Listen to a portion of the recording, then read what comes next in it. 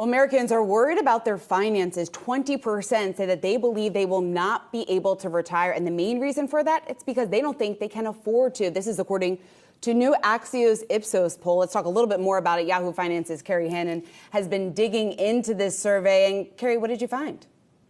I mean, there is a lot of angst out there. I tell you, there is just this real fear that people simply say, hey, I don't have enough to even save right now.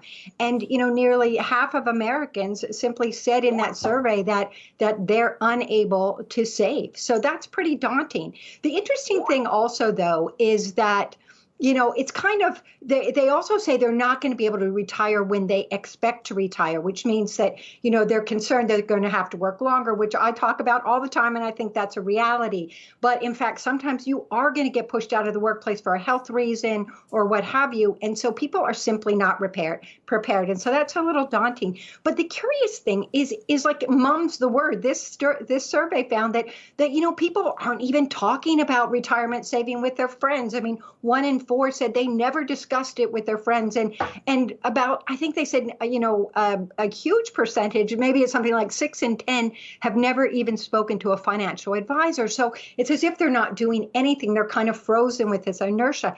And this actually backs up other reporting that we've been following with Transamerica that came out with a survey showing that, in fact, when you ask people about retirement savings, how much they're going to need, they're actually throwing a dart. They admit that they are more, a majority of people are saying they just are simply guessing how much they need. This is not a good place to be, and they're saying again in that study, in the Transamerica one, that a huge percentage, a quarter of boomers and almost half of millennials and Gen X say, they're just having trouble making ends meet. So I find this all a bit concerning. But the worst piece of all of that is that 1 in 4 said, you know what, I prefer not even to think about it. Like, let's put our head in the sand, because I'll think about it when I get closer. It's kind of that Scarlett O'Hara thing. So those are things that, the angst is out there. It's not a hopeless situation, but this survey from Axios really did indicate what people are feeling out there, which is fear. Yeah, I guess ignorance is bliss sometimes, Kerry, right? But another issue here is that a key part of retirement savings for many Americans is that work-sponsored 401k plan, but not all consumers have one. So what can be done to help?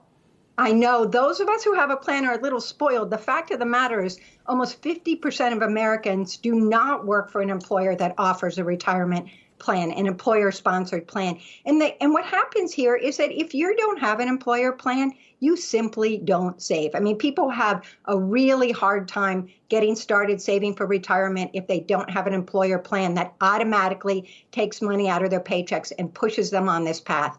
So that's been a real problem. There's been this real savings gap because of this issue. But what is happening that about 19 states so far have passed legislation that these are called like state automatic IRAs, where employers are mandated to enroll their employees in a state-sponsored plan that gets them kickstarted with a retirement savings plan. Maybe 3 to 5% of their salary is automatically deducted through payroll deductions, and they can get started. This is relatively new. These are just rolling out across the country, and that's super positive. It's not a huge amount of money, but it does get people started. That's important, and people can opt out. You don't have to do these plans, but the thing is, once people are auto-enrolled, they often don't opt out. So this is positive. The last thing is the National Bureau of Economic Research came out with a study the other week that showed that in states where they have these states plans, more employers are actually starting to offer 401ks to their employees. They're not sure exactly the cause and effect, but a new law that just started this year for companies of 50 or fewer employees, they now get a tax credit that covers 100% of those administrative costs for running a plan. So there are more incentives to get small businesses to kick off their own plans, but maybe having the state starting it is giving them a little bit of an incentive to let's see what we can do for our employees so we can retain and attract more workers.